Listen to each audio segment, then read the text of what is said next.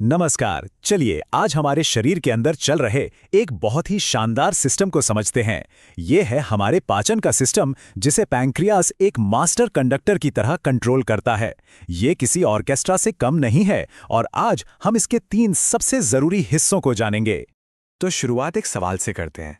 कभी सोचा है कि किसी अच्छे खाने को देखकर या उसकी खुशबू से ही पेट में हलचल क्यों शुरू हो जाती है? मतलब शरीर को खाना आने से पहले ही कैसे पता चल जाता है कि उसे पाचन की तैयारी शुरू करनी है? हैरानी की बात यह है कि इसका जवाब पेट में नहीं बल्कि हमारे दिमाग में है। जी हाँ, डाइजेशन का ये पूरा कॉम्प्लेक्स प्रोसेस दिमाग से शुरू होता है और यही इस पूरी कहानी का सबसे दिलचस्प हिस्सा है। तो चलिए इस ऑर्केस्ट्रा के पहले 2 एक्ट्स को समझते हैं, सिफेलिक और गैस्ट्रिक फेज। ये वो शुरुआती धुनें हैं जो असली परफॉर्मेंस के लिए स्टेज तैयार करती हैं। तो पहला है सेफेलिक फेज, जो पूरी तरह से दिमाग के कंट्रोल में होता है। जैसे ही हम खाना देखते हैं, उसे सूंघते हैं या बस उसके बारे में सोचते भी हैं, हमारा दिमाग वेगस नर्व के जरिए पैंक्रियास को एक डायरेक्ट हॉटलाइन मैसेज भेजता है, मानो कह रहा हो गेट रेडी, खाना आने वाला है। अब जैसे ही खाना पेट में पहुंचता है, गैस्ट्रिक फेज शुरू हो जाता है।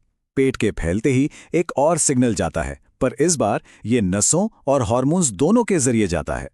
गैस्ट्रिन नाम का एक खास हार्मोन निकलता है जो पैनक्रियास को बताता है कि अब असली काम पर लगने का टाइम आ गया है।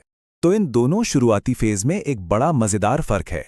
सिफेलिक फेज सिर्फ दिमाग के कंट्रोल में है और इसमें बहुत कम एंजाइम बनते हैं, लेकिन गैस्ट्रिक फेज में पेट भी शामिल हो जाता है, जिससे एंजाइम का प्रोडक्शन थोड़ा बढ़ जाता है, कुल का करीब 5 से 10%। लेकिन ये तो सिर्फ ट्रेलर था, असली पिक्चर तो अब शुरू होती है। चलिए पाचन के सबसे अहम हिस्से यानी इंटेस्टाइनल फेज पर चलते हैं, जहां ज्यादातर एक्शन होता है। जरा इस नंबर पे गौर कीजिए, 80%। पैनक्रियास से निकलने वाले डाइजेस्टिव जूस का लगभग 80% हिस्सा अकेले इसी एक फेज में बनता है। इससे इसकी अहमियत का अंदाजा लगाया जा सकता है। और इस फेज के 2 मेन हीरो हैं, सेक्रेटिन और सीसीके। सेक्रेटिन को एक फायर फाइटर समझिए, जो पेट से आने वाले एसिड को शांत करता है, और सीसीके एक डिस्ट्रक्शन टीम की तरह है, जो फैट्स और प्रोटीन्स को तोड़ने के लिए सबसे पावरफुल एंजाइम्स को बुलाता है। ये चार्ट देखिए, पूरी कहानी एकदम साफ हो जाती है। शुरुआती 2 फेज मिलकर सिर्फ 15% काम करते हैं, जबकि इंटेस्टाइनल फेज अकेले ही 80% काम संभालता है। यही पाचन का असली पावर हाउस है।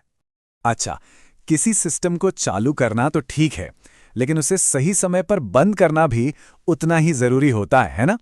तो हमारा शरीर ये कैसे पक्का करता है कि पैंक्रियास जरूरत से ज्यादा काम ना करे? चलिए इसके स्मार्ट ऑफ स्विच सिस्टम को समझते हैं। इससे पहले कि हम ऑफ स्विच को समझें, आइए एक नज़र में इन तीनों फेज को फिर से देख लेते हैं। कौन सा फेज कैसे शुरू होता है और कैसे कंट्रोल होता है, ये अब तक जो भी हमने समझा उसे याद रखने का एक बेहतरीन तरीका है। तो ये ऑफ स्विच काम कैसे करता है? बड़ा ही सिंपल और असरदार तरीका है। जैसे ही पेट का एसिड न्यूट्रलाइज होता है, सिक्रीटिन का प्रोडक्शन कम हो जाता है, और जैसे ही फैट और प्रोटीन पच जाते हैं, सीसीके बनना बंद हो जाता है। ये एक ऑटोमेटिक स्टॉप बटन की तरह है, जो ये पक्का करता है कि काम खत्म होते ही मशीन बंद हो जाए। लेकिन ये सब जानना इतना जरूरी क्यों है? चलिए अब ये देखते हैं कि जब ये इतना बढ़िया और सटीक सिस्टम गड़बड़ा जाता है, तो असल जिंदगी में इसके क्या नतीजे हो सकते हैं। इस प्रक्रिया में जरा सी भी गड़बड़ी बहुत गंभीर हेल्थ प्रॉब्लम्स खड़ी कर सकती है। पैनक्रियाज में सूजन आ सकती है, जिसे पैनक्रियाटाइटिस कहते हैं। एंजाइम्स की कमी से खाना ठीक से पच नहीं पाता, और बाइकार्बोनेट की कमी से आंतों में दर्दनाक अल्सर होने का खतरा भी बढ़ जाता है।